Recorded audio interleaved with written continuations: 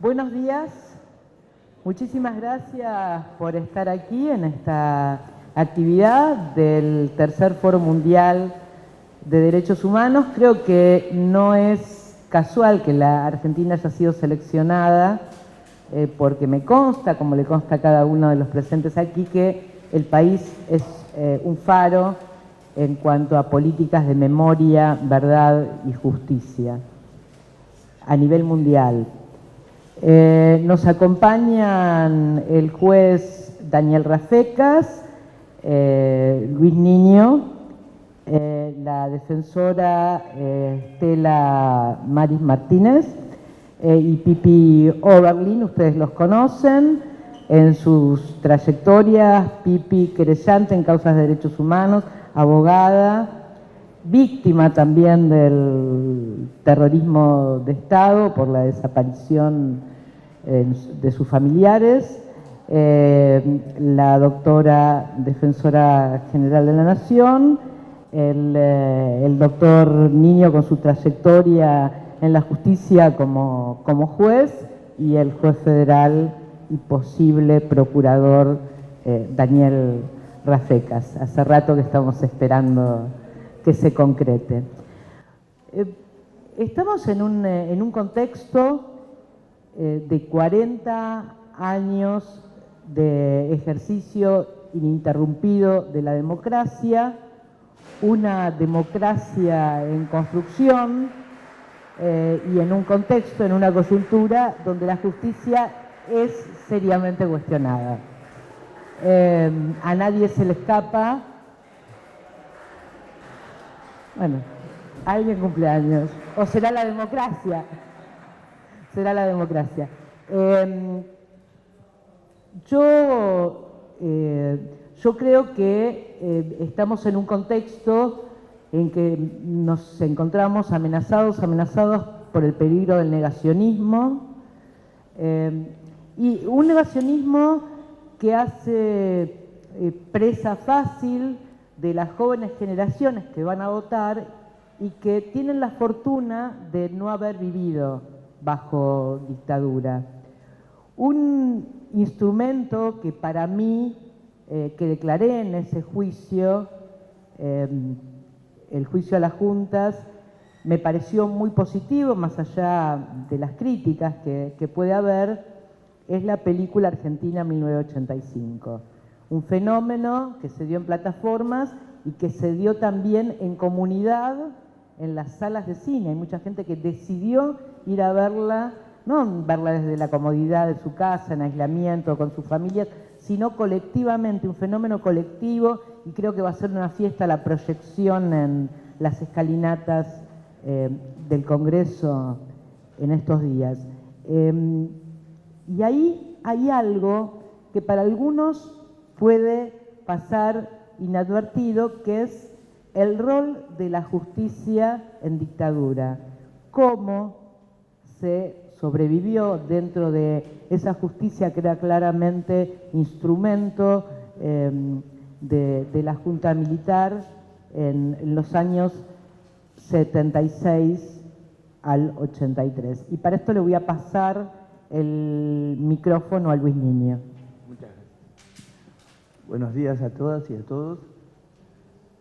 Me congratulo de estar presente en esta mesa con gente tan querida, tan entrañable como quienes la integran. Bueno, ustedes podrán preguntarse por qué un juzgado de instrucción, un juzgado en lo criminal de instrucción, pudo descubrir en plena dictadura dónde estaba el campo de concentración clandestino Vesubio de Richieri y Camina de Cintura. O cómo es que 10 días después de abandonar su lugar de facto, el general Reinaldo Viñones era indagado y preso por un juez de instrucción, por el doctor Carlos Oliveri. ¿Y por qué ocurrieron cosas como que se descubriera quién era el médico que asistía a los partos en la ESMA en el juzgado de la doctora Ardoy, secretaría de la doctora Martínez. Para tratar de explicar esto muy sintéticamente, les cuento que desaparecida una persona, por supuesto un hombre y una mujer aparecían, un padre y una madre, en general eran los familiares, porque muchos abogados que habían comenzado a presentar habeas corpus, el amparo por la libertad de esas personas, habían sido amenazados, y entonces aparecían los padres. Con Estela, que éramos en el 76 meros empleados de un juzgado de instrucción, le confeccionamos y le asesoramos a más de una madre desesperada por la desaparición de su hijo o hija, a la madre de Julio Piumato, por ejemplo, que lo conocerán todos. Le preparamos, le asesoramos y le confeccionamos prácticamente la habeas corpus, porque pobre gente no tenía ni idea y además ninguna brújula. Pero bueno, presentado un habeas corpus, y acá va a la mecánica general del caso, lo que hacían los jueces, la treintena de jueces de instrucción que existía en ese momento y que tenían competencia para los habeas corpus, en ese momento estaba en la justicia de instrucción, era enviar 5 telegramas, 5 despachos telegráficos a los 3 comandos en jefe, al ministro de Interior, a la Policía Federal, al jefe de la Policía Federal, que contestaban lacónica y muy rápidamente, en 24 horas, como lo decía el Código de Procedimientos de la época, absolutamente, salvo en alguna rarísima excepción, con resultado negativo. No tenemos a este señor, no tenemos a esta señora en ninguno de estos ámbitos de las Fuerzas Armadas o de seguridad.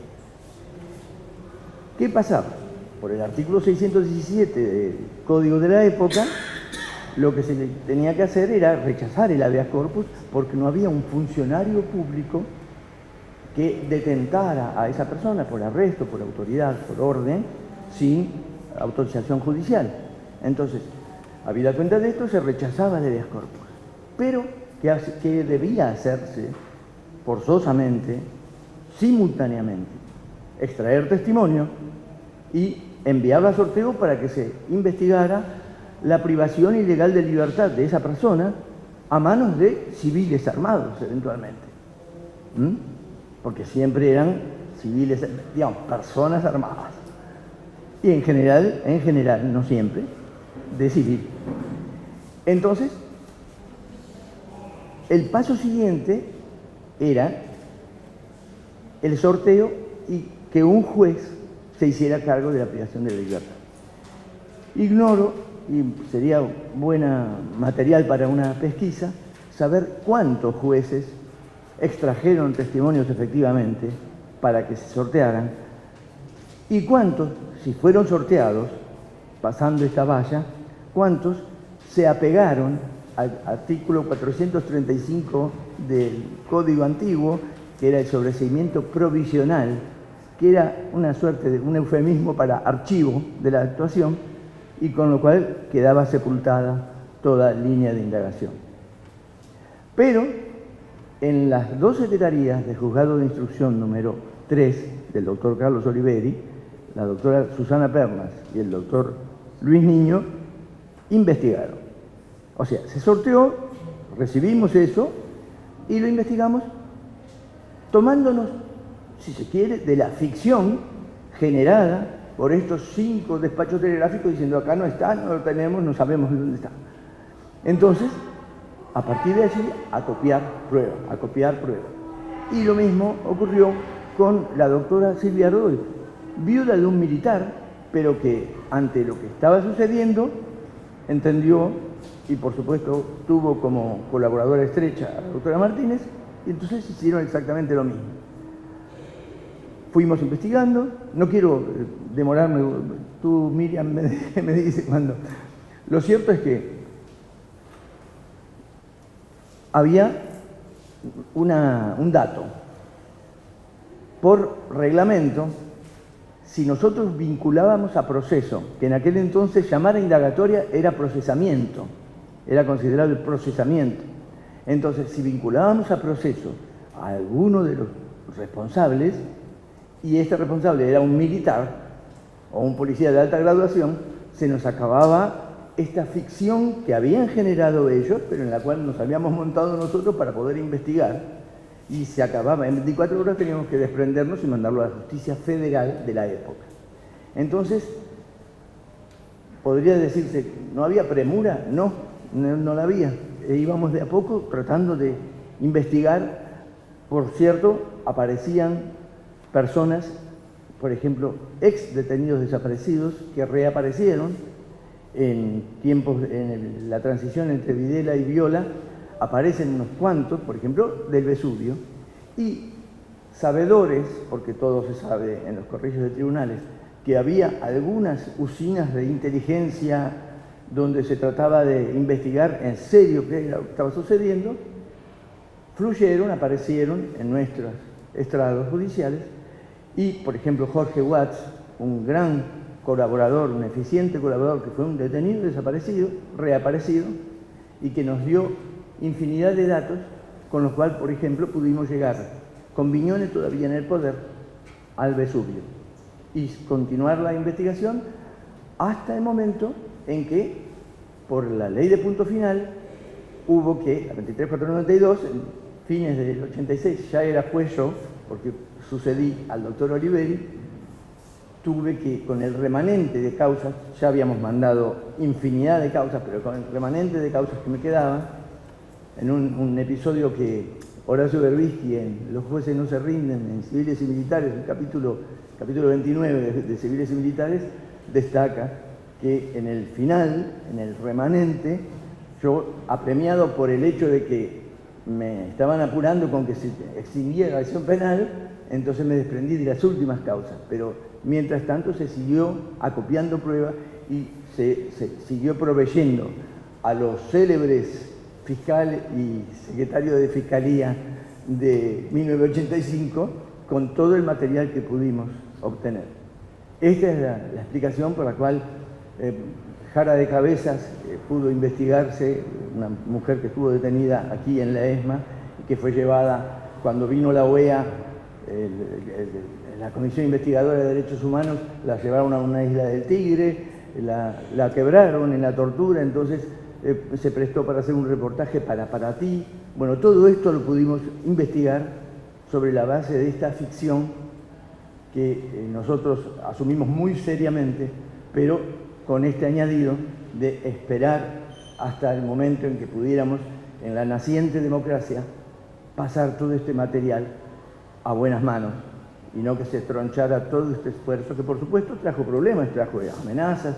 Yo fui amenazado telefónicamente, fui amenazado personalmente en algún habeas corpus, por ejemplo. Yo ya era juez, y un chico, un colimba, o sea, un chico del servicio militar obligatorio de la época, antes de Carrasco, por supuesto, había sido sancionado por los militares por acompañar a las madres en la ronda de los jueves.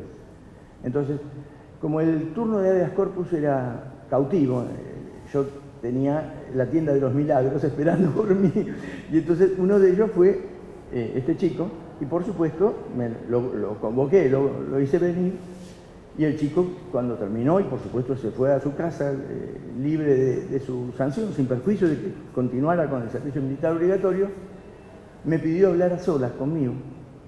Le dije, con todo gusto, que lo escuchaba, y me contó algo que, habida cuenta de que era una persona no identificada, ni identificable por él, quedó en eso, me hizo saber que un militar de los que estaban en el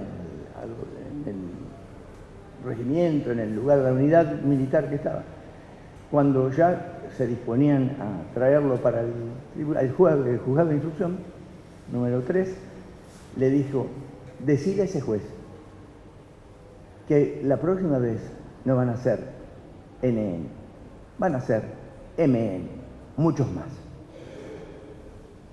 En esta situación hemos trabajado siendo secretario y juez de instrucción, secretaria de instrucción, la doctora. Le voy a pedir ahora que intervenga la doctora Martínez, que seguramente va a tener mucho para aportar. Lo interesante de lo que está contando, de lo que contó Luis, es que es un mensaje para los jóvenes. Nunca hay que bajar los brazos. Siempre algo, aunque sea poquito, discretamente, moviéndose con mucha cautela, pero siempre algo se puede hacer. Eso que se podía hacer en ese momento y que no se hacía, implica acopiar prueba. Muchas de las causas en las cuales nosotros tomamos testimonio, le tomamos al vecino, al kiosco de diarios que había visto, eso luego sirvió en el juicio a las juntas y siguió sirviendo en causas posteriores. Yo tengo una historia increíble porque al día de hoy la estoy reviviendo todos los días con la causa de Victoria Donda. Un día, yo era secretaria de instrucción, juzgado común, pero bueno, se conocía que algunos de nosotros teníamos un grado mayor de compromiso que otros. Tocan el timbre, voy a la mesa de entradas, va un empleado primero y me llama, yo era la secretaria, voy yo a la mesa de entradas, año 82. Todavía estaba la dictadura militar, pero ya estaba en sus postrimerías. Y me encuentro con Rosa Tarlovsky. Con Rosa Rosenblit, perdón. Bueno, es Tarlovsky o Rosenblit. Con Rosa Rosenblit, la vicepresidenta de Abuelas, una mujer maravillosa, como Estela de Carlotto, que por supuesto, ONG, que todos sabemos lo que han hecho.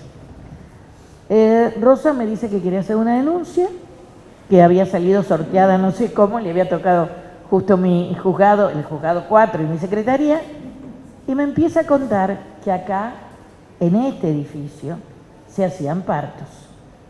Que no es que las mujeres eran llevadas a un hospital, que parían acá, y que había un médico, y que había niños nacidos, que esto no se sabía nada en ese momento, Se sospechaba, pero no se sabía si mataban a las embarazadas sin dejarlas llegar a término, o si tenían a los niños, no se sabía qué hacían con los niños.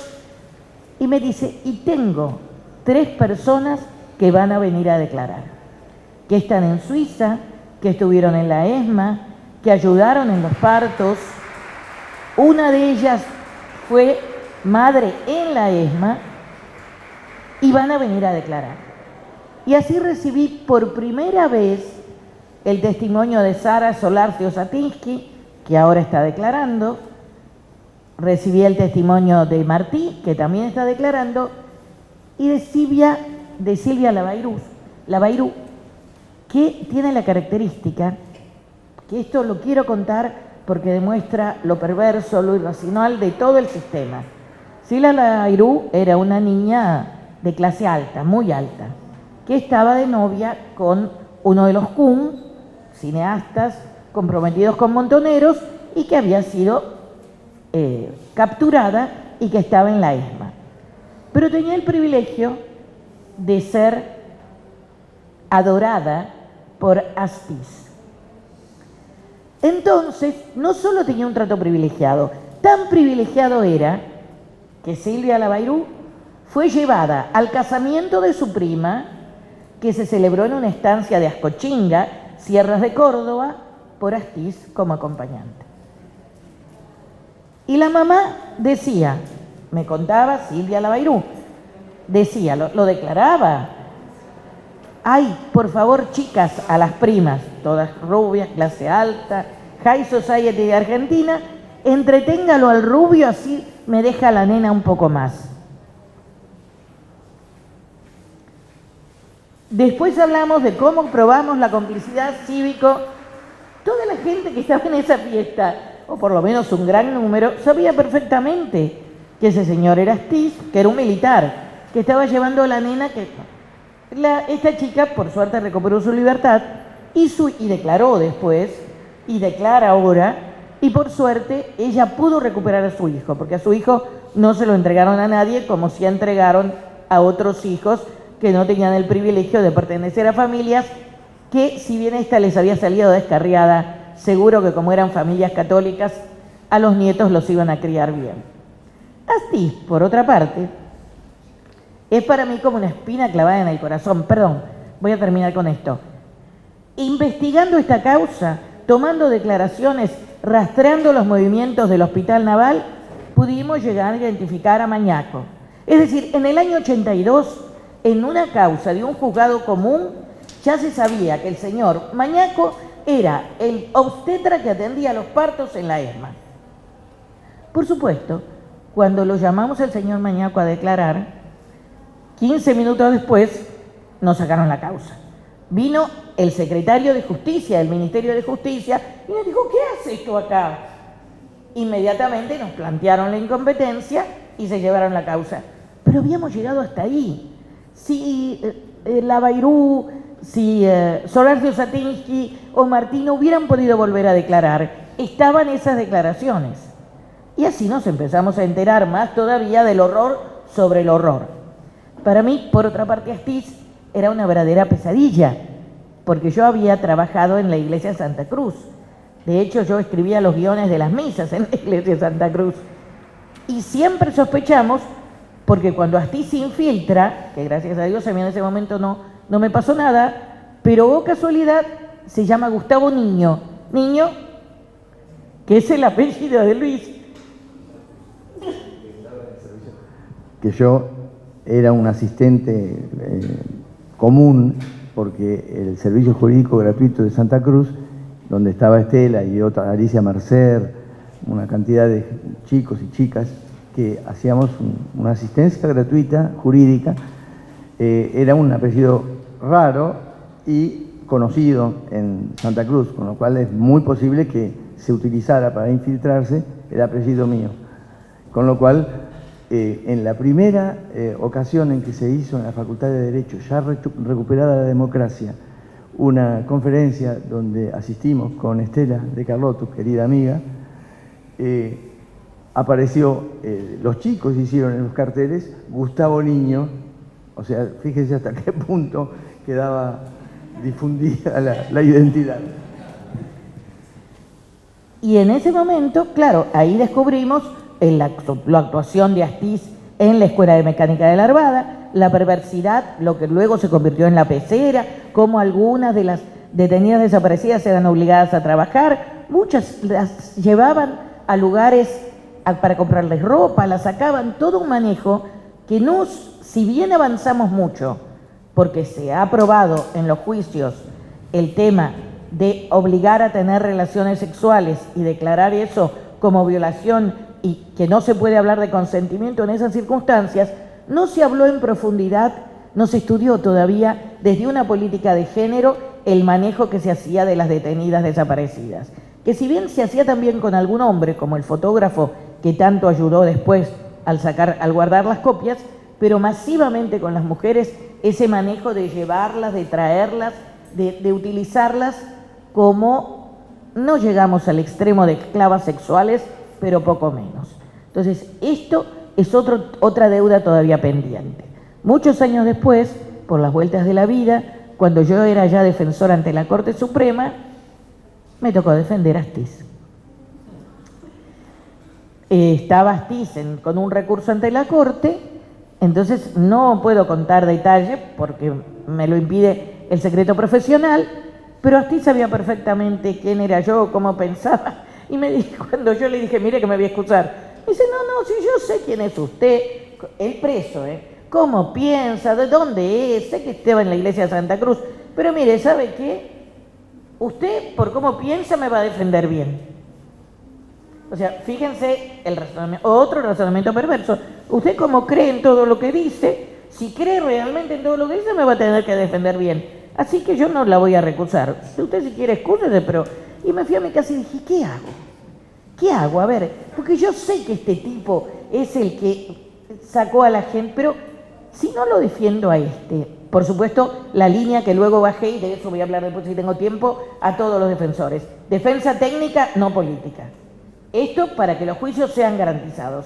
Debe haber defensa técnica, pero nosotros, los defensores públicos, jamás debemos hacer defensa política. Y dije, pero a ver, yo sé, pero puedo actuar técnicamente y puedo separar y debo separar, porque si no, dentro de 3 meses me va a tocar defender a un violador de un niño, un violador y homicida de un niño, y entonces, si uno empieza a quebrar y no puede disociar, lo voy a defender técnicamente. Y eso es lo que hicimos después durante mucho tiempo.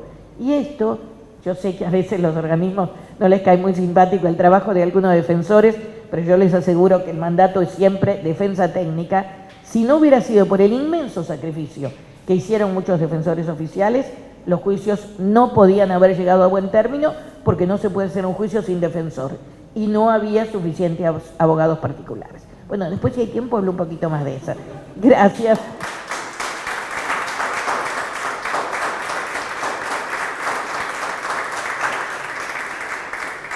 Está muy mal que yo intervenga, pero no puedo sino sentirme interpelada por todo lo que dijo la doctora Martínez. Yo estuve presente en el parto de la hija de Rosa Rosenblit y por supuesto declaré en la causa. En el parto estuvimos Sara Osatinsky, cuyo marido había sido asesinado, y sus dos hijos de 15 y 18 años también asesinados. Sara falleció hace poco y pronto vamos a dar la segunda edición del premio Sara Osatinsky, los sobrevivientes de la ESMA, entre los que me cuento. También estuvo Amalia Larralde, que es la que, no era Lavairu, es Larralde la que estuvo, Lavairu, Larralde, las dos de alta sociedad, sí. La que estaba casada con Kuhn. Y su hijo se llama... Sí, y que tiene en Los Reartes una finca que es de su familia, donde ella ahora que está jubilada de la Cruz Roja Internacional, tuvo una vida increíble, Amalia, estuvo en África, en Colombia, en medio del conflicto, bueno, nada, es como muy consecuencia. Que después de mucho tiempo uno hace casi una disciplina de olvidarse, ¿cierto? Sí, seguro.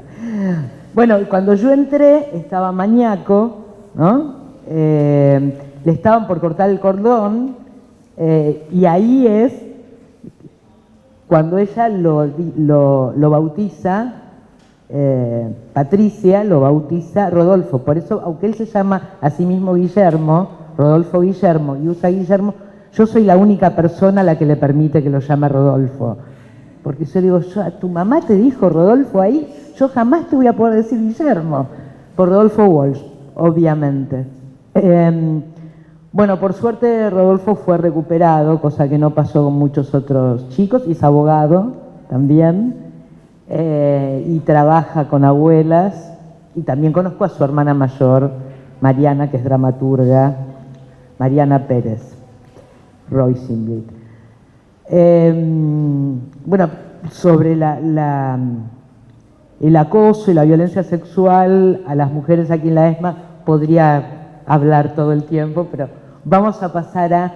¿Qué pasó, doctor Rafecas, cuando se sancionaron las leyes de punto final y obediencia debida? ¿Qué sensación hubo cuando veníamos con ese envión del juicio a las juntas, cuando ya había represores detenidos, estaba el Tigre Acosta detenido, me acuerdo perfectamente, y de repente hubo que liberarlos, mandarlos a las casas, y vinieron 20 años de impunidad hasta el 2003. ¿Qué pasó? ¿Qué les pasó a ustedes por la cabeza? ¿Cómo lo vivieron? ¿Fueron suficientes los juicios por la verdad? A mí me supieron a poco. Gracias, Miriam. Sí, la verdad que fueron exactamente 17 años. Mirándolo en retrospectiva,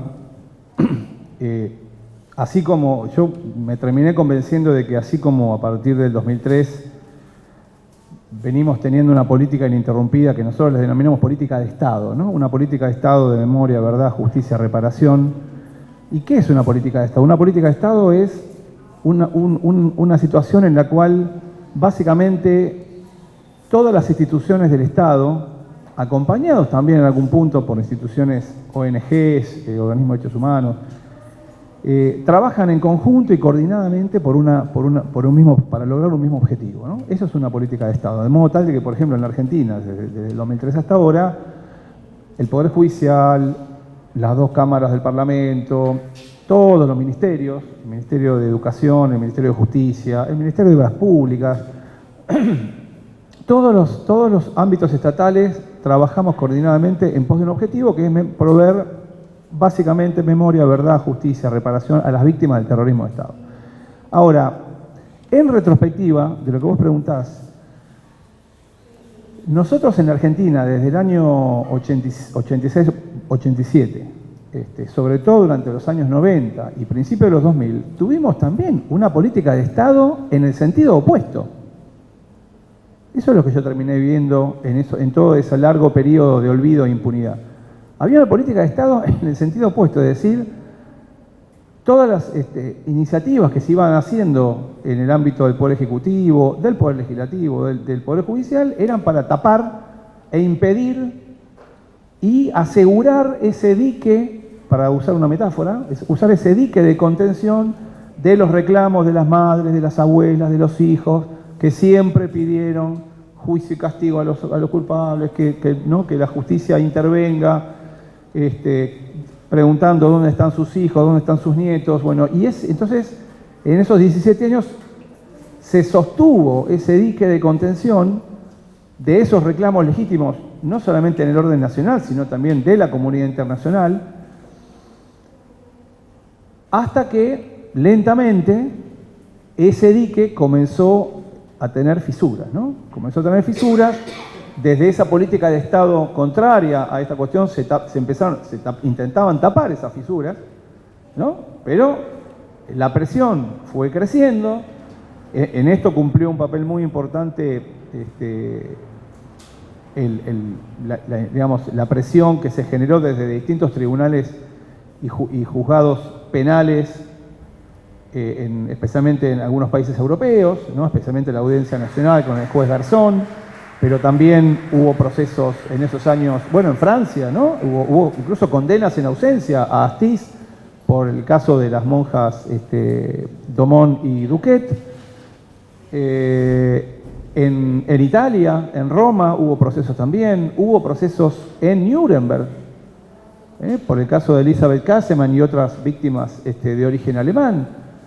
Y todo esto, entonces, bueno, terminó generando una presión que finalmente desembocó, como vos bien mencionás, que a partir de 2003 aproximadamente, esto finalmente cambia y hay un giro de 180 grados en esta política de Estado. Esa política de Estado pasa de ser opuesta a estos reclamos a ser favorable a estos reclamos, ¿no? Pero bueno, fueron años, sí, de mucha decepción, de mucha frustración, de mucha impotencia. Y a mí me tocó, en lo personal, ya que estamos contando historias personales fascinantes, realmente todas y todos les agradecemos a Luisa Estelamares que cuenten estas, bueno, también a Miriam, ¿no? Estas anécdotas que son como perlas, ¿no? Realmente son muy valiosas y muy interesantes. En mi caso, a mí me tocó, el destino me puso en el lugar justo, en el momento justo, porque yo asumí en 2004. En ese momento, para hacer un raconto, en el año 2001 fue la primera apertura seria en ese dique de contención, que fue una resolución de indagatoria después de procesamiento en un juzgado federal de instrucción, el número 4, que estaba a cargo de Gabriel Cavallo, en donde también los secretarios, como ustedes contaban, tuvieron un papel determinante, ¿no? Uno de ellos era Pablo Parenti,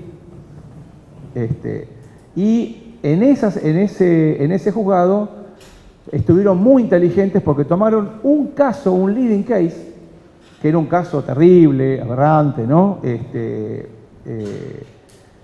Y al mismo tiempo tomaron un único acusado, que también era un personaje muy siniestro, que era el turco Julio Simón, y las víctimas eran el matrimonio Poblete-Lazuc, que eran de la agrupación de discapacitados peronistas. Era un hecho tremendo, estaba muy inteligentemente elegido. Y entonces, a partir de ese caso, en donde el acusado, recordemos, se jactaba de ser un torturador de la Policía Federal en los medios de comunicación. A eso habíamos llegado en esa política de Estado contraria al avance de estos procesos. Los torturadores y represores se jactaban de sus crímenes en los medios de comunicación. Estaban tan seguros en ese contexto que esto era moneda corriente en aquellos años.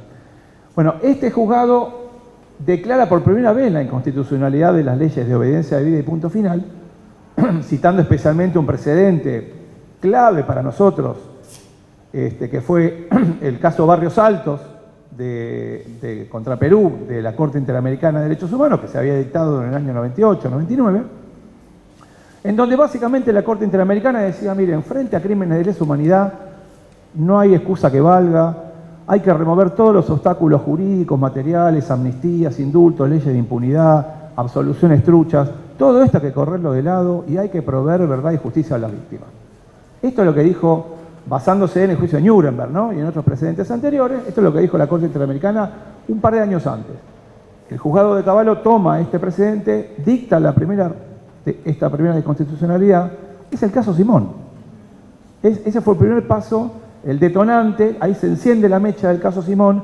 En 2003, 2 años después, la Cámara Federal de la capital confirma la inconstitucionalidad y por lo tanto habilita a los 12 juzgados federales de la Ciudad de Buenos Aires, incluyendo el Juzgado Federal 12, donde estaba la causa ESMA, y el Juzgado Federal 3, donde estaba la causa del primer cuerpo, a reabrir las causas. ¿Se entiende? Porque eran nuestros superiores. La Cámara Federal nos estaba diciendo a los juzgados federales hay que correrse de las leyes de impunidad y reabrir las causas que habían quedado congeladas en el 87, como la que contaban recién Estela Maris y Luis. A mí me toca asumir en 2004, en ese contexto, antes del fallo Simón de la Corte. El derrotero termina en 2005 con la Corte confirmando el fallo Simón. Este fue un momento, es difícil calibrar, ¿no? El momento, por lo menos para lo que fue el Poder Judicial y para las políticas de memoria de verdad y justicia, lo que fue ese momento, ¿no? Es uno de los 2 o 3 momentos clave, junto con el juicio de las juntas. Hay un segundo momento clave que es el fallo Simón de la Corte en 2005. Y yo agregaría un tercer momento clave que fue la movilización del 2x1 en 2017. Esos creo que son los 3 hitos clave en la historia de estos procesos.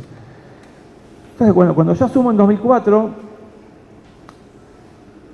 como anécdota, las causas de las cuales estaba hablando Luis, efectivamente habían quedado completamente congeladas en el 87. Y era interesante porque, como contaba Estela Maris, desde el juicio de las juntas, en el 85, que todos recordamos que uno de los considerandos del juicio de las juntas, uno de los puntos de la parte dispositiva de la sentencia de la Cámara, de la Cámara Federal en el juicio de los comandantes, instaba a que, ahora que están condenados las máximas autoridades de la dictadura, bueno, ahora lo que seguía era investigar a los mandos medios. Es decir, a los jefes de cuerpo, a los jefes de zona, a los jefes de subzona, que en ese momento eran militares de carrera. Estaban a cargo de divisiones, de regimientos, y que fueron... Esto lo que generó fue que distintas fiscalías, juzgados y cámaras federales en todo el país comenzaron a mandar citaciones para que presten declaración indagatoria. Por ejemplo, le llega una citación al que había sido comandante de La Perla, que era Vareiro. Vareiro era jefe de un regimiento. Se alzó, se pintó la cara y tomó el cuartel y salieron a extorsionar a la democracia. Y ahí es donde se generan luego las leyes de impunidad. Entonces, lo que quería decir era que hubo un tiempo durante fines del 86 y hasta abril del 87 en donde las causas progresaron. En Capital se llegó a detener con prisión preventiva a los jefes de área.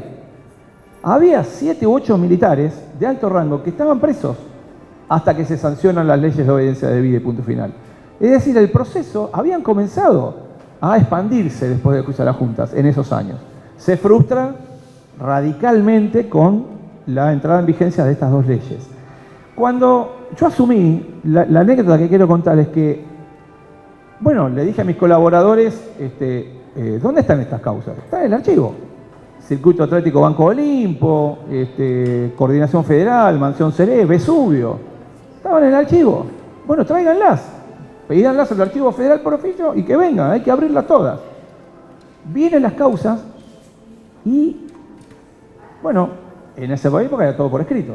Entonces me traían las causas y yo firmaba la reapertura, es decir, era un auto de cuatro renglones que decía, a partir de lo que establece el fallo Simón, continúese el trámite de estas causas, ¿no?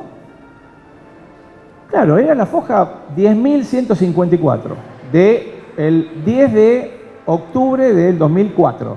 La foja anterior era de abril del 87. ¿Se entiende? Es decir, uno agarraba el expediente, marzo, abril, 10, 12, 15 de abril del 87, siguiente foja, 10 de octubre del 2004. Era muy fuerte, ¿no? Desde el punto de vista burocrático, en ese pase de una foja a la otra, se condensaban los 17 años de políticas de olvido e impunidad que tuvimos en Argentina, ¿no? Y uno, la verdad, que lo hacía con dolor porque pensábamos, y lo seguimos pensando ahora, hoy ya lo sabemos, que ese tiempo fue muy, muy precioso y muy valioso que perdimos como país en alcanzar a muchísimos otros represores que lamentablemente no pudimos llegar, o porque en ese lapso fallecieron, o porque se fugaron, o porque destruyeron las pruebas, ¿no? O por cualquier otra estrategia. Y lo mismo con las víctimas, ¿no? Yo recuerdo, por ejemplo, no me voy a extender demasiado, pero para dar un solo ejemplo, estuvimos años en el juzgado, en uno de los tramos, que es lo que se llama la subzona 14, que era toda la represión que tuvo la Fuerza Aérea, la Aeronáutica, en la zona oeste del conurbano de la provincia de Buenos Aires, Castelar, Morón, Moreno, que eso estaba delegado en la Fuerza Aérea. Esa subzona tenía el epicentro de la represión, era un centro clandestino que se llamaba Mansión Seré, por donde pasaron cientos y cientos y cientos de víctimas, tenemos muchísimos desaparecidos, y era el corazón del circuito represivo que estaba formado por comisarías, bases aéreas, pero Mansión Seré era el gran centro clandestino. Ese centro clandestino, de punta a punta, desde el 76 hasta el 78, que hubo que clausurarlo porque se produjo una fuga de cautivos, estuvo siempre a cargo de un comandante, de un jefe, que se utilizaba un apodo que era Hugo o Huguito, que participaba de los secuestros, intervenía en los interrogatorios, bajo tortura, estaba siempre presente, mortificaba a las víctimas, un represor puro y duro, muy, muy, muy visto y muy recordado por todas las víctimas que pasaron por la Mansión Seré. Bueno, después de años de hacer un trabajo artesanal y de chequear y de buscar y de cotejar, buscar legajos, cruzar información, identificamos al represor. Se había muerto en el 98. Se llamaba Rubik. Era un oficial de inteligencia de la Fuerza Aérea, que dependía de la Regional de Inteligencia de Buenos Aires de la Riva. Lo único que pudimos hacer es sacar un comunicado que salió publicado en página 12 con la foto del tipo diciendo este era el comandante de Mansión Seré, pero llegamos tarde. Bueno, y así como ese, muchos otros, ¿no? Pero bueno, un poco entonces, respondiendo a tu pregunta, esa fue la situación, esa fueron la impresión que yo tuve de esos años y esas fueron las consecuencias. Gracias.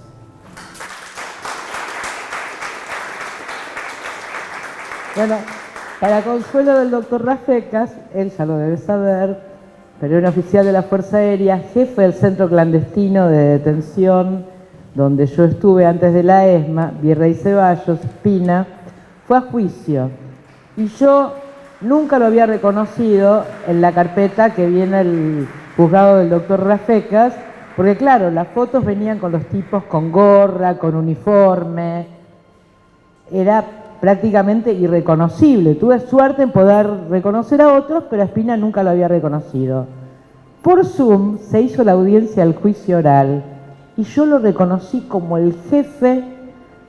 Casi no voy a declarar, porque el abogado querellante, Pablo Yonto, me dijo, mira Miriam, si no tenés ganas, ellos tienen tu declaración por video, pero hay un juez nuevo, me gustaría que estuvieras, si tenés ganas solamente. Y yo le dije, sí. Se prende la cámara y yo veo al tipo que era el jefe del grupo de tareas que funcionaba en ese lugar.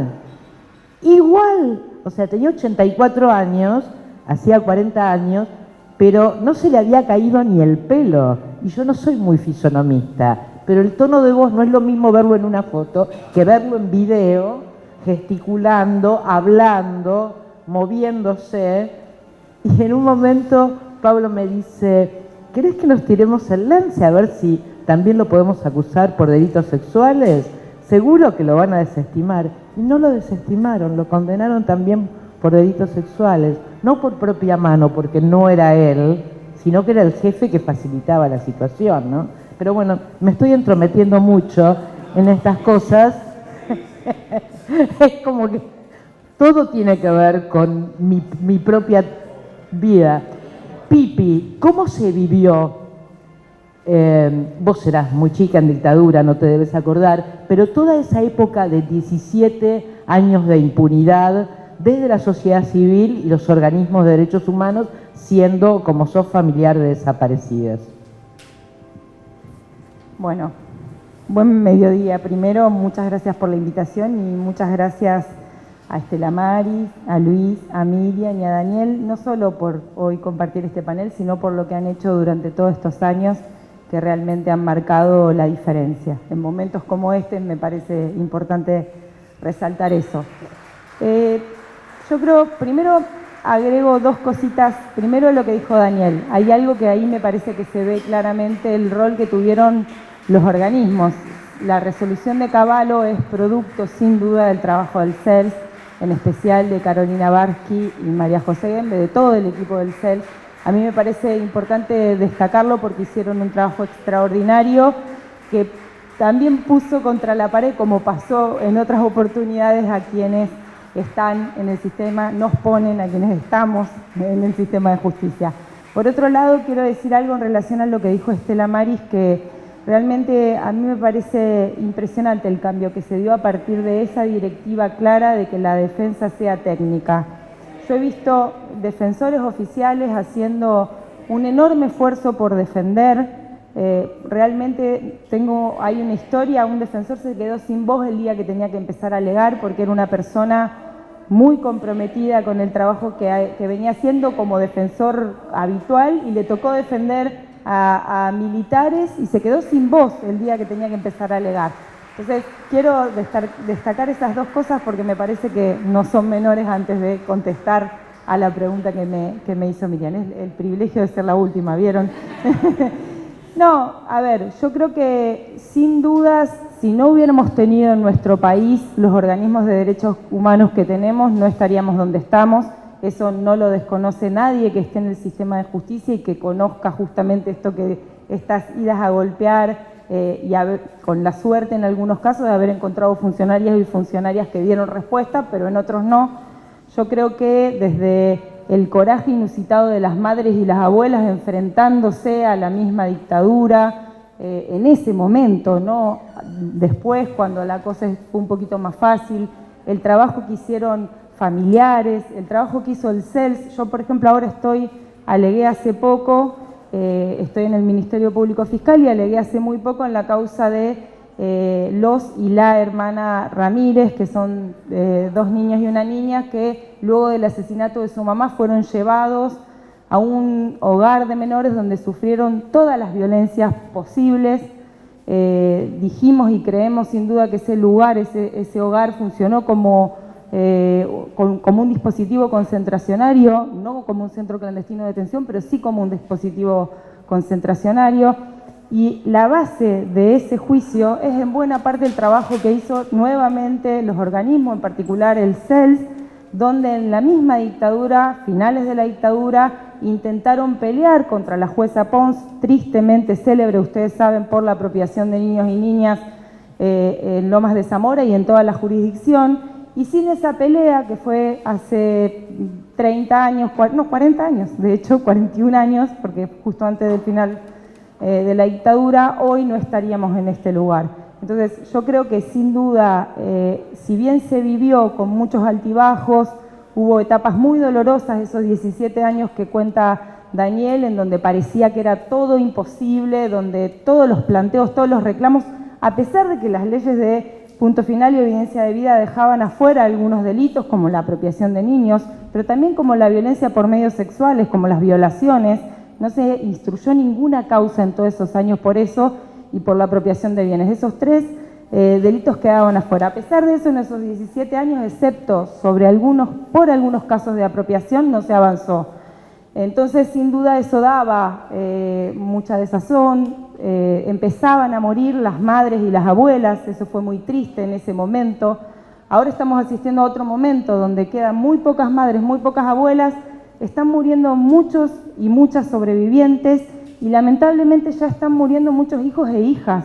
Tenemos muchos hijos e hijas que a lo mejor queremos contactar para darle la noticia de que el juicio está en curso y por distintas razones fallecieron. Esto nos está pasando porque tiene que ver con el paso de los años y lo tarde que llega todo esto. Bueno, quiero decir que a pesar de toda esa desazón que generó esos años en todas las personas involucradas en la búsqueda de justicia, me gusta decirlo más amplio porque también incluye a funcionarios y a funcionarias que estaban trabajando en esto, no hubiéramos podido atravesar esos años si no hubiera sido justamente por el ejemplo que siguieron marcando en buena parte los organismos de derechos humanos, en buena parte las abuelas y las madres. Estamos en la casa de las abuelas y a mí me parece que eso hay que resaltarlo. Pero además de ellas en particular, quiero decir, y acá cierro, pero me parece importante mencionarlo, Miriam es una sobreviviente. Se nombró a Silvia, se nombró a varias sobrevivientes y a varios sobrevivientes,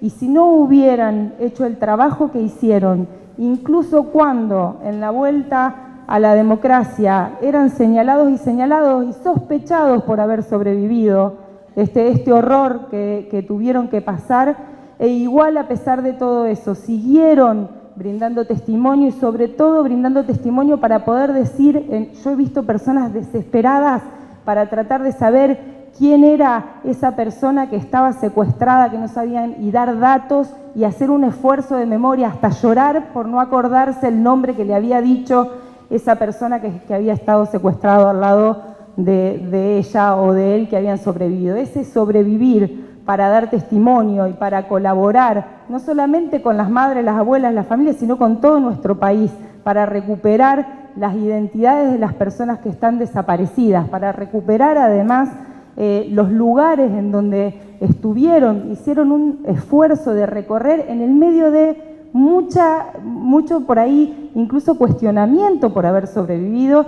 y además por ponerle los nombres a quienes habían cometido estos hechos, como contó Miriam recién, ver fotos, todo ese trabajo que hicieron los sobrevivientes. Sin ese trabajo no estaríamos acá directamente, y eso es lo más valioso y lo más importante, y para mí es lo que tenemos que reivindicar. Después todos y todas hemos tenido desde nuestros lugares nuestra colaboración. Sin duda no es lo mismo la escucha habilitante cuando una compañera va a declarar que la escucha obturante que puede tener el sistema de justicia. No es lo mismo, sin duda. El sistema de justicia es importante y hace bastante la diferencia, pero me parece que lo fundamental y lo medular es que sin sobrevivientes, contando a pesar de todo el horror y haciendo el esfuerzo de memoria que hicieron, no tendríamos los juicios que tenemos. Y eso me parece que es lo que por lo menos yo quiero destacar en esta mesa. Gracias.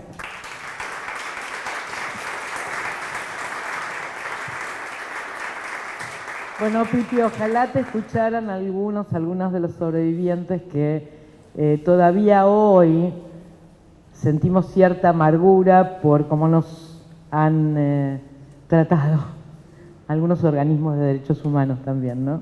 Algunas dirigentes muy respetadas de organismos de derechos humanos que nos hacen sentir que por algo será que sobrevivimos. O sea, cuando nos llevaron, por algo sería. Y cuando sobrevivimos también, algo habríamos hecho, como se decía en dictadura. Así que te agradezco mucho. Nos quedan algunos minutos, si no queremos que nos echen los de la siguiente actividad, y me gustaría abrir a preguntas del público, pero como estamos grabando, les voy a pedir que se acerquen para poder usar el micrófono.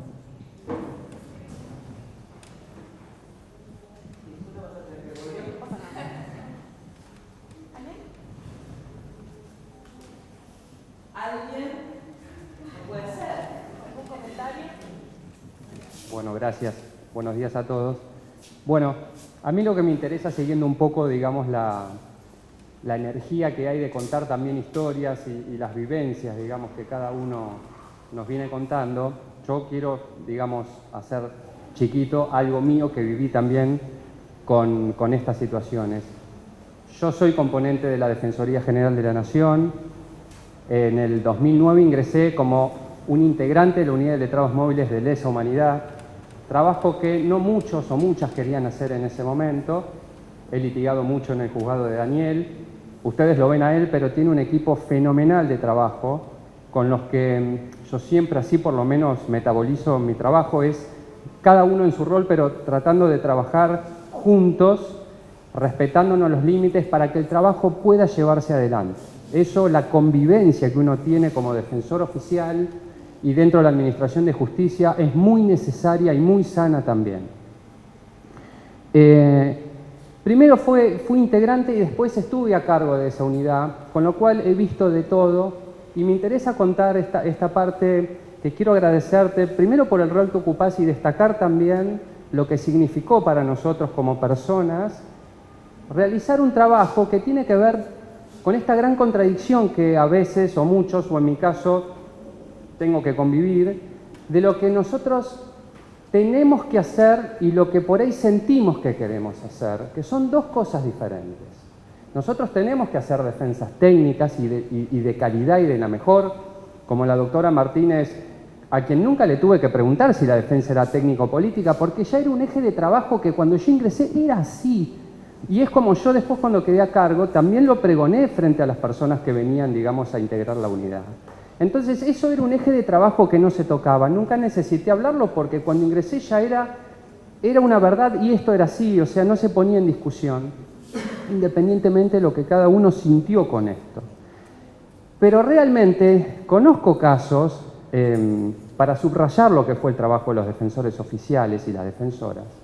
Conozco gente que en los juicios orales, ustedes imagínense lo que era, primero tener que leer declaraciones realmente duras y sobre todo en causas de hijos nacidos en cautiverio, que son causas muy movilizantes, sobre todo a quienes éramos papás o mamás en esa época también, donde a veces tocan fibras muy sensibles en ese aspecto. Y conozco defensoras y defensoras que en juicios orales tuvieron que salir al baño. ¿Saben para qué? Para llorar lo que no podían llorar adentro de las audiencias. Pero después esos defensores y defensoras tenían que volver y tenían que hacer su mejor trabajo porque teníamos que hacer un trabajo de calidad. Me ha tocado trabajar con un compañero que en un momento empecé a sentir que, no sé, algo le pasaba cuando me acerco, le faltaba el aire.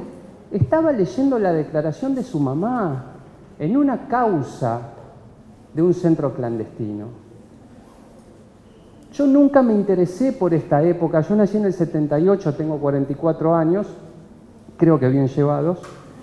Y de alguna manera, esto me conectó muy fuerte con lo que había pasado. En una época donde mis padres, viviendo en Buenos Aires, en Argentina, parecía que vivían en otro país. Porque recuerdo que a mi viejo, ellos me lo contaron, yo era chico, creo, había nacido, vinieron a decirle, se llevaron a fulano, se llevaron a fulano. Y mi mamá, ella lo cuenta porque no podía creerlo. ¿Cómo? ¿Se lo llevaron a dónde? ¿Quién se lleva a...? Vivía en una realidad totalmente ajena a lo que pasaba. Por supuesto que todo esto estaba construido para que así sea. Bien, pero yo me crié en una casa donde al menos yo no me interesé por esta época, pero gracias a haber trabajado en este lugar, pude empezar a conectarme emocionalmente con todo lo que venía sucediendo, a empezar a tener empatía también con lo que sucedía y empezar a convivir con esta contradicción de brindar un trabajo de calidad pese a lo que a veces uno siente que quiere y no quiere hacer, que tenemos que dejarlo de lado. Y esto tiene costos emocionales internamente,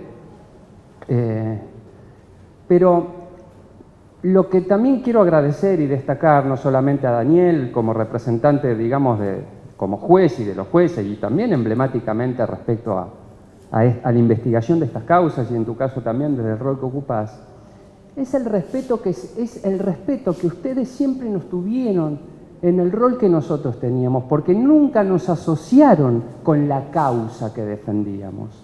¿Bien? Hablo de la causa política. Siempre lograron separar lo que nosotros hacíamos con lo que más allá de lo que se representaba, de la persona que estaba sentada al lado nuestro. Y esto para nosotros, créanme, fue realmente muy tranquilizador, muy pacificador.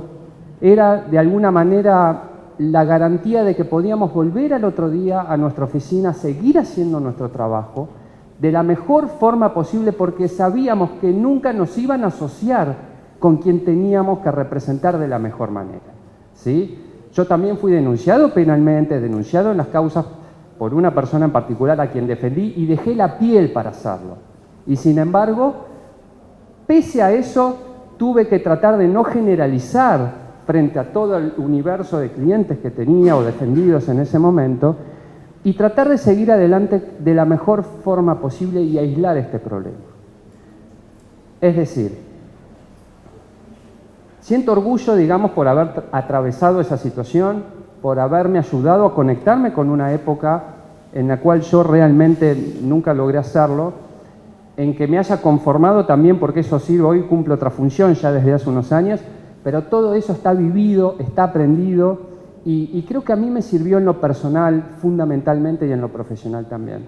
Entonces, cuando vean defensores y defensoras oficiales en estos temas, también sepan que hay un costado humano, que también estamos luchando nuestras propias batallas internas con lo que hacemos, pero que tenemos que salir a la cancha a hacerlo mejor. Bien, entonces eso es lo que quería de alguna manera desde mi plano práctico de sacar. Gracias.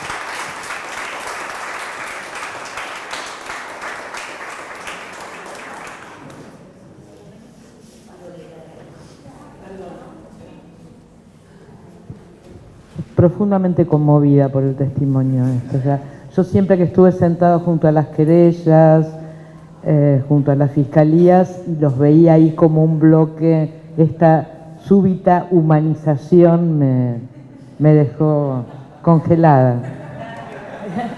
Para eso sirven estos espacios. Ustedes saben, yo quiero contar cómo empezó esto. En el 2004, 2005, yo estaba a cargo de la Defensoría General y se empezaron a abrir todos los juicios.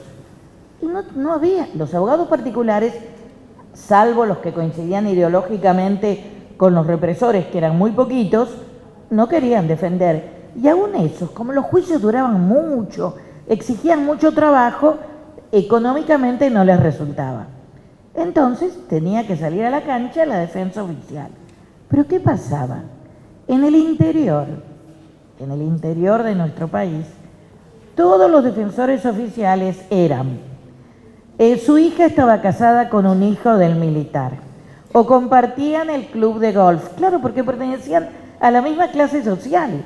Y esto, que en Buenos Aires es muy fácil de solucionar, porque había muchos defensores y mucha gente, en el interior era imposible, porque el único defensor o la única defensora tenían lazos o de familiares o sociales de amistad profunda.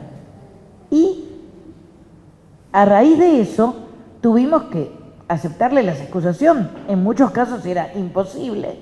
Y salieron a la cancha la figura que luego se llamó defensores coadyuvantes, que son secretarios letrados, chicos que no son magistrados, con lo cual tienen ante un eventual ataque menor defensa que las garantías que tiene un magistrado. Hicieron un trabajo extraordinario. Y por supuesto sufriendo.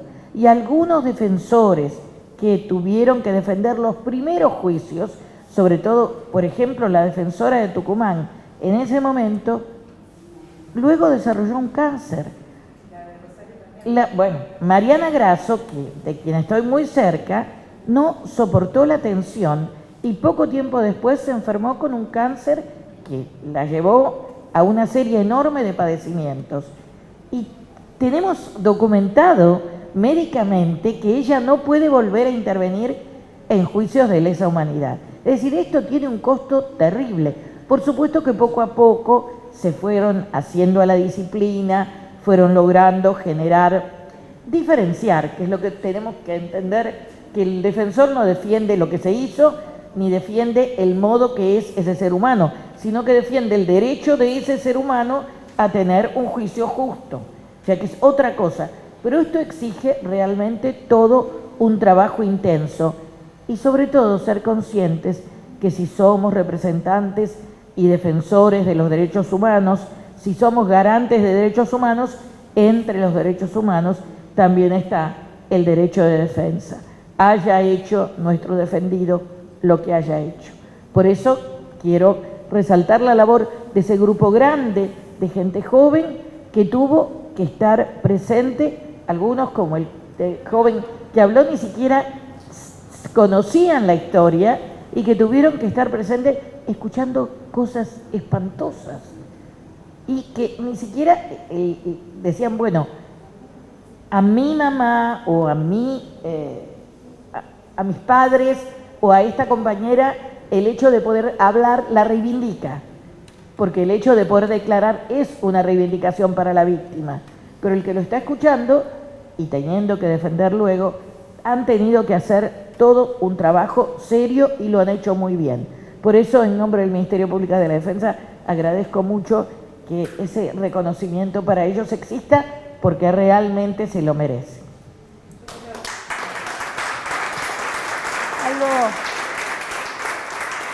Algo mínimo, pero cuando empezaron los primeros juicios orales, los otros no se veían, entonces no se sabía, muchos familiares y muchas familiares obviamente que asociaban directamente la defensa con quienes habían cometido estos hechos. Es imposible que eso no pase, prácticamente es muy difícil.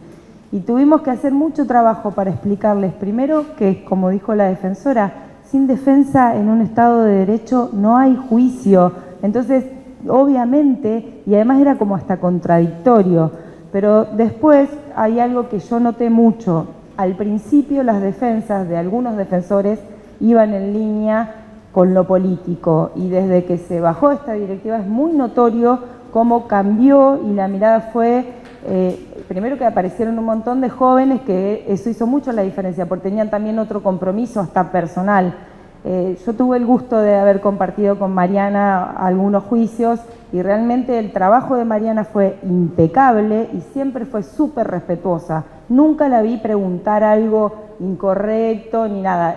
Incluso a veces era como ayudaba de alguna manera, entre comillas digo, pero ayudaba a que la persona pudiera explicar lo que quería explicar en alguna pregunta o algo. Digo, y eso me pasa todavía hoy con defensores oficiales. Entonces creo que bueno, que realmente se ve ese trabajo, si hay acá gente que está en la Defensoría, que sigan en esa línea y hay muchos organismos y muchas víctimas que ya comprendieron que de eso se trata y que es importante el rol que tienen y por eso también vale el reconocimiento al trabajo que hiciste vos, Estela.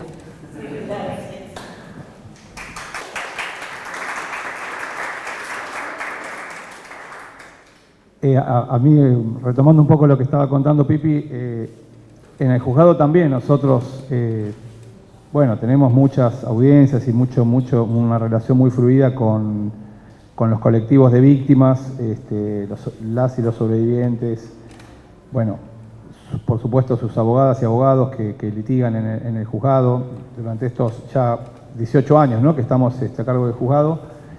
Y cuando se plantea, y a nosotros también, sobre todo al principio nos daba trabajo y nos costaba explicar este tipo de cuestiones, pero nos acostumbramos a que hay un argumento muy poderoso y que bien explicado es muy convincente, muy potente para que las víctimas comprendan, digamos, cuáles son los roles que ejercemos, ¿no?, tanto los defensores como los defensores oficiales, como también bueno, desde el juzgado, y es el hecho de preguntarles, porque, digamos, está claro, como yo dije al principio, ¿no?, que desde el año 77 que formaron las abuelas y las madres hasta el día de hoy, el reclamo es siempre el mismo: justicia, juicio y castigo, justicia, verdad, memoria. Entonces, es muy sencillo, porque uno les preguntamos, nosotros en estos procesos, ¿queremos diferenciarnos de la, entre comillas, justicia policial que le aplicó la dictadura a las víctimas? ¿O queremos terminar convirtiéndonos en lo que supuestamente estamos juzgando? No, queremos diferenciarnos. Bueno, si queremos diferenciarnos, la manera de diferenciarnos es respetar las reglas de juego de la justicia, de la democracia, que abarcan, entre otras cosas, el derecho de defensa en juicio, o la carga de la prueba en grado suficiente para detener a alguien o para procesarlo. O la doble instancia, ¿no? Y muchas otras reglas que marcan la diferencia. Yo les digo, en estas cuestiones, como la que estamos hablando hoy, la importancia de la defensa, del derecho constitucional de defensa en juicio, en estas cuestiones nos jugamos el prestigio que se viene ganando estos procesos en el orden nacional e internacional y como una especie de emblema y de modelo a imitar por otros países que han pasado también, lamentablemente, por procesos de violencia estatal masiva, de crímenes de lesa humanidad o de genocidio, ¿no? Es decir, acá se ponen en juego cuestiones, pero terriblemente importantes, incluyendo la consolidación del sistema democrático. Porque si abrimos fisuras para que los enemigos de estos procesos nos ataquen diciendo que son juicios políticos, bueno, vamos a generar un debilitamiento del impacto material y simbólico que entrañan estos procesos. De modo tal de que es muy importante y no tengo ninguna duda que a esta altura la enorme mayoría del colectivo de víctimas y los representantes y quienes los representan o los abogados que también encabezan esos reclamos ya están convencidos y acompañan y están plenamente conscientes de esto que acabo de decir. ¿Alguna pregunta más por parte del público? ¿La última? No. Yo te puedo pedir una reflexión final, porque escuchamos a la Fiscalía, escuchamos al Poder Judicial. Te puedo pedir una reflexión final del lugar del que asiste al juicio y se encuentra con todo ese aparato que tiene que ir a testimoniar o que simplemente asiste. ¿Qué se vive? ¿Cómo se siente eso? Bueno, nosotros venimos testimoniando. Yo hice mi primer testimonio con America's Watch cuando estaba exiliada en Nueva York en 1982. Después declaré con el rabino Marshall Meyer en el consulado argentino, delegado por la CONADEP. Después ratifiqué ante la CONADEP y la primera causa en la que declaré fue, ni bien llegué al país, en el 84, en la causa Rosenblit. A partir de ahí declaré en, no sé, decenas y decenas, pasando por el juicio a las juntas, el plan sistemático de apropiación de bebés, bueno, mega causa, ESMA 1, 2, 3, Virrey Ceballos, la causa de la Riva, ya no me acuerdo. Y a veces, por ejemplo, ahora creo que desistieron de mi testimonio en la causa Donda, y estoy medio como, ¿cómo? Medio ofendida. Hay algunos compañeros y compañeras que ya estamos cansados de testimoniar y que algunas dicen, bueno, ya tienen mi causa por video, mi declaración por video y no me voy a exponer más, porque es muy desgastante y es estresante, porque una cosa es la defensa técnica y otra cosa son las defensas privadas que tienden a criminalizarnos, a poner en duda nuestras afirmaciones. Y a veces me pasa algo muy gracioso. Sale un defensor y dice, en tal página de tal declaración suya, usted dice tal cosa, no sé, dice que usted atendió el teléfono cuando, no sé, llamaron de la ESMA para decirle que tenía que volver después de una visita familiar, y en otra causa dice que le tocaron el timbre para irla a buscar. Y entonces yo digo, en la que tocaron el timbre para venirme a buscar, ¿de qué año es? 85. Bueno, doctor, pasaron 40 años, ¿qué sé? O sea, siempre va a ser más fidedigna la memoria cuanto más próximo es el hecho. La verdad es que ya hay cosas que se nos desdibujan y se nos escapan. Y lo triste es ver cómo algunos represores se van muriendo, y más triste, sin conseguir justicia por nuestra parte, y más triste todavía es ver cómo muchos compañeros y compañeras están muriendo. Yo tengo 65 años y era una de las más jóvenes, tenía 19 años cuando me secuestraron, pero había compañeros que tenían 30 o 40 y que ya no están. Es la ley de la vida. De todas maneras, considero que es una responsabilidad histórica declarar que lo más difícil fue el juicio a las juntas, porque en el juicio a las juntas teníamos 9 pares de ojos de excomandantes clavados en la nuca y defensas que manifiestamente querían desacreditarnos criminalizándonos, y esa criminalización en ese momento podía significar nuestra detención. Es decir, no estaba muy claro que tuviéramos inmunidad por presuntos crímenes que ellos querían probar. Por eso, en ese contexto, y ustedes van a notar si leen los testimonios, nosotros no admitíamos estar vinculados a organizaciones armadas. La reivindicación de nuestra militancia, en su contexto histórico, etcétera, etcétera, por supuesto que ahora no volveríamos a hacer lo mismo, pero cuando a mí me dicen, ¿te arrepentís de lo que hiciste? Me arrepiento. A ver, si me arrepiento en el 2023 o me arrepiento en los 70 cuando el mundo era otro. O sea, no se puede pedirle a una persona que abjure de una metodología que, equivocada o no, asumió cuando el contexto, bueno, Nicaragua, la Unión Soviética, o sea, nada, el Che Guevara, el contexto histórico era muy otro. Pero eso tiene un sesgo también lo de la noche de los lápices, ¿no? No eran chicos que peleaban por un boleto estudiantil, es mentira, eran militantes del PRT y de Montoneros, o de organizaciones de superficie del PRT y de Montoneros. Pero en ese momento no se podía decir porque te criminalizaban y justificaban la violencia ejercida sobre vos, cuando hasta un asesino serial merece justicia, no ser tirado de un avión al fondo del mar.